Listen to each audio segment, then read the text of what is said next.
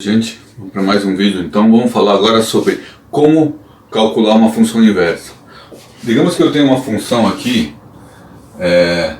que eu tenho aqui vários elementos, sei lá, x1, x2, x3, tá?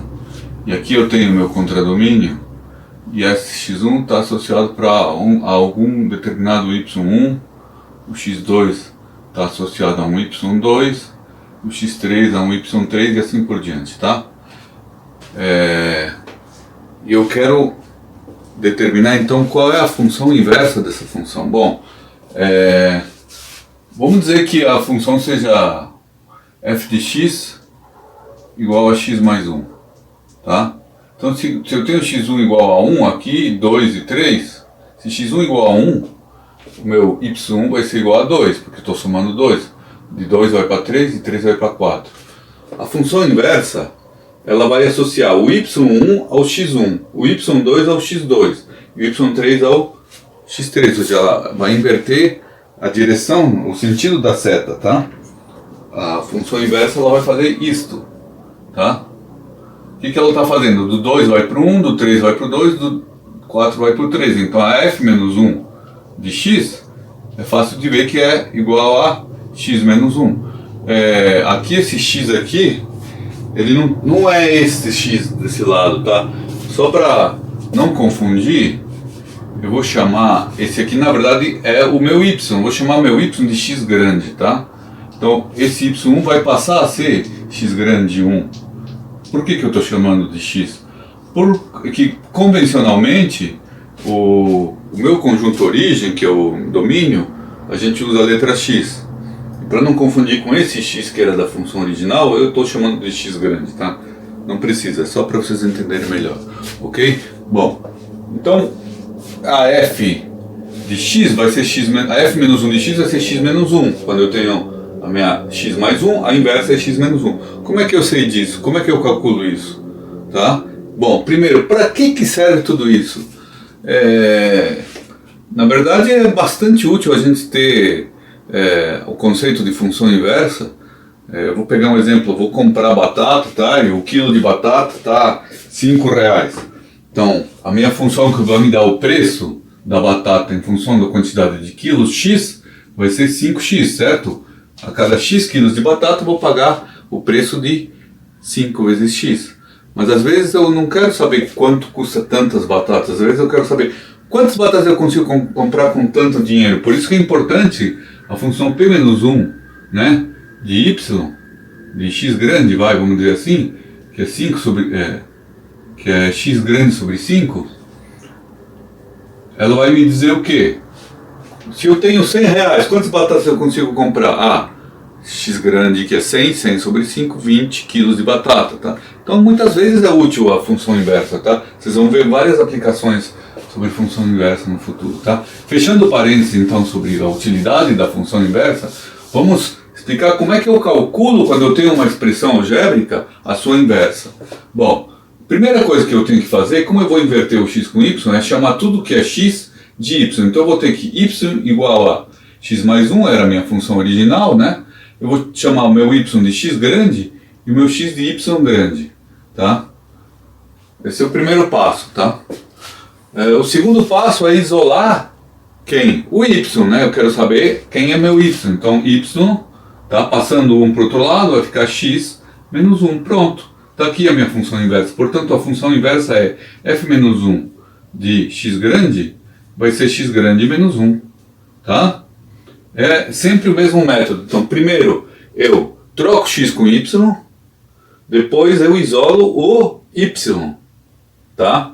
Vamos pegar outros exemplos, então. Vamos pegar outros exemplos. Digamos que eu tenha uma função que, em vez de ser x mais 1, f de x igual a da batata, 5x. Tá? Como é que eu fiz para saber que é x sobre 5? Eu troco x por y, então vai ficar f de y grande igual a 5y grande, isso daqui é o y, né, que é igual a x grande, tá? Agora eu vou isolar o y grande igual a, passo 5 para o outro lado, x sobre 5. Pronto. Portanto, a minha função vai ser f menos 1 de x grande é igual a x grande sobre 5. Ou seja, se eu tenho tantos reais, eu vou ter tantos sobre 5 quilos de batata para poder comprar, tá?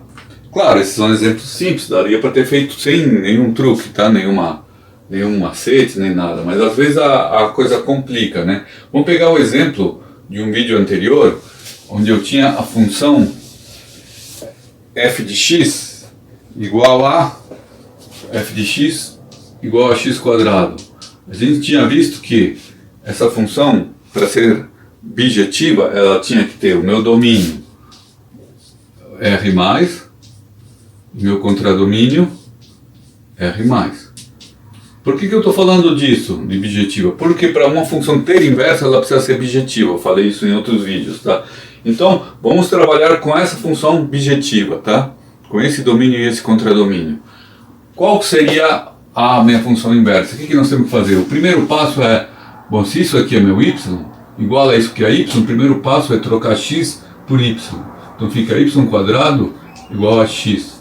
Tá? Agora o segundo passo é isolar o y. Bom, se y quadrado igual a x, como eu estou trabalhando só com números positivos, eu posso tirar a raiz quadrada. Então vai ficar y igual a raiz quadrada de x. Tá? Ele não pode ser igual a menos raiz quadrada de x. Tá? Eu estou descartando. Por que ele não pode ser? Né, se eu fosse fazer, eu teria essa opção, porque menos raiz quadrada de x elevado ao quadrado, né, daria x de fato. Mas por que eu estou descartando? Porque meu y não pode ser negativo. Tá? Então essa aqui eu tenho que descartar. Porque meu y não pode ser negativo, porque meu contradomínio são os positivos. Então aqui ia dar negativo.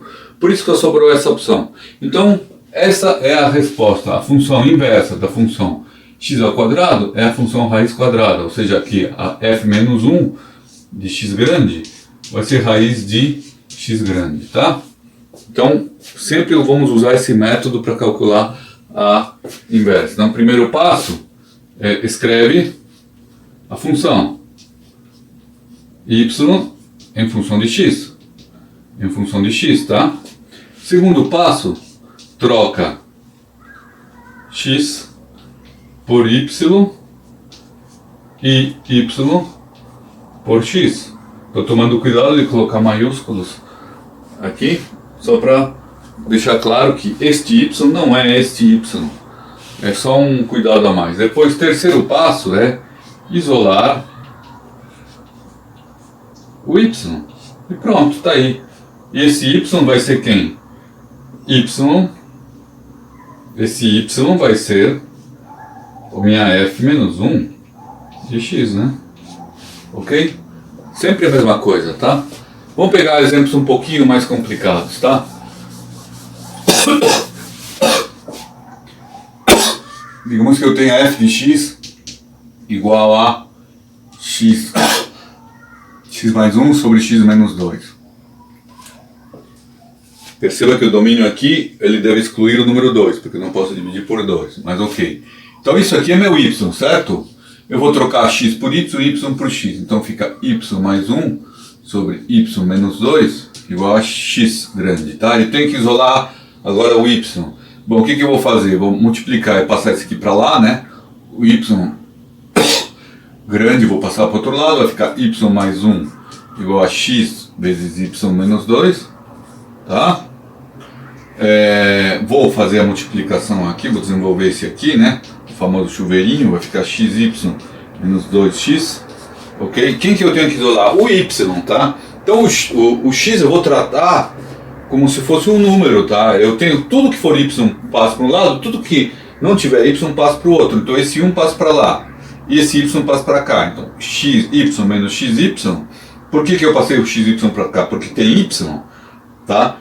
Igual a menos 2x menos 1, tá? Esse 1 eu passei para lá. Esse menos 2x eu deixei onde estava porque não tem y. Então tudo que tem y passa para a esquerda, tudo que não tem y passa para a direita.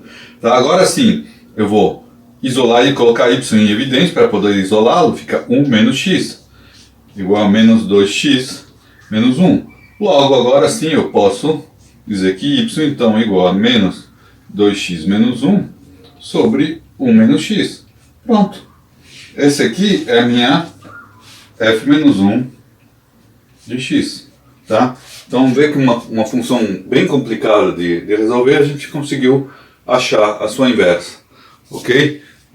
O processo é sempre o mesmo, tá bom, pessoal? Um abraço.